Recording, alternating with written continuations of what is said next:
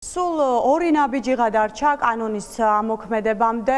პირველ რიგში ქართული ოცნება დღის ბოლოს საბოლოოდ კანონ პროექტს კანონად აქცევს და ეს ცვლილებები ძალაში შევა, როგორც კი მიხეილ ყაველაშვილი ამ ცვლილებებს ხელს მოაწერს და ძირითადად ასეთი პრაქტიკაა, რომ კანონის დამტკიცებისთანავე დაუყოვნებლივ აწერს მიხეილ ყაველაშვილი ხელს ქართული ოცნების კანონებს და დღის ბოლოს და დღესაც შეიძლება ქუჩაში გამოსული ადამიანებზე უკვე იმოქმედოს იმ ახალმა რეპრესიულმა კანონმა, რომელზეც მსჯელობს პარლამენტი 2 დღის განმავლობაში დაჩქარებული წესით. დღეს ისიც გავიგეთ, რომ პროტესტი ვადებში იქნება შეზღუდული. მაგალითად, კანონ პროექტის ავტორმა განაცხადა, რომ თუ საზოგადოების ნაწილი შეწუხდება იმით, რომ დიდი ხნის განმავლობაში ქუჩაში პროტესტში მყოფი ადამიანები არიან, სწორედ ამ ხალხის მოთხოვნიდან გამომდინარე, პროტესტი უნდა შეწყდეს. არ შეიძლება არც დღის განმავლობაში ხანგრძლივი პროტესტი, ამიტომაც სავარაუდოდ უკვე პოლიციელები დროს აითვლიან და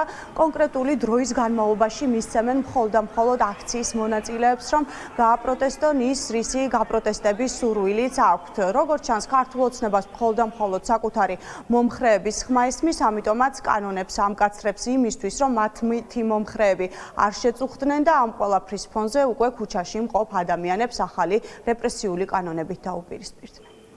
Onda პროტესტს ქვეყანაში ვერავის ვერ დაუჩის, ეს საქართველოს მოქალაქეების კონსტიტუციური უფლებაა. თუ არის აუცილებლობა იმისი, რომ გადაიკეტოს, იქნება ეს ქუჩა, ტროტუარი, სავალი ნაწილი, გამზირი, მოედანი, ეზღუდება თუ არა ადამიანებს საქართველოში ამ თვალსაზრისით პროტესტის გამოხატვა, არა მხოლოდ ტრანსპორტის გადაადგილების ადგილას, არამედ ხალხის გადაადგილების ადგილასაც, თუ საკმარისი რაოდენობა არ არის ადამიანებისა, შეკრებისა მანიფესტაციაში მონაწილე ადამიანებისა, მათ არ უნდა შეუშალონ ხელი ხალხს თავისუფალ გადაადგილებაში. მაგრამ თუ საკმარისი რაოდენობა იქნება, ან თუ ბევრი იქნებიან, რა თქმა უნდა, ამ შემთხვევაში შეეძლებათ, რომ მათ შორის დაიკავონ ტროტუარის ის ნაწილი, სადაც სხვა ხალხი ვერ გადაადგილდება და ამ ადამიანებს მოუწევთ რომ ალტერნატიული გზა ნახოთ, მაგრამ ეს რა თქმა უნდა არ უნდა გრძელდებოდეს წლების განმავლობაში.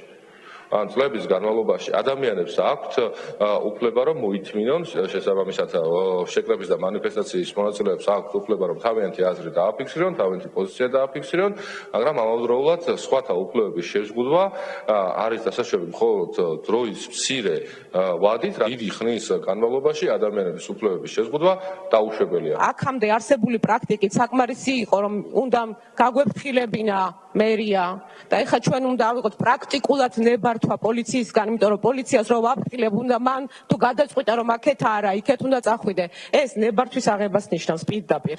და ამ კანონის მიღებით, რომელსაც მიიღებთ, იმიტომ რომ გაქვთ ძალა, ჩვენ დავადგებით გზას, რასაც ქვია დიქტატურის დამყარება.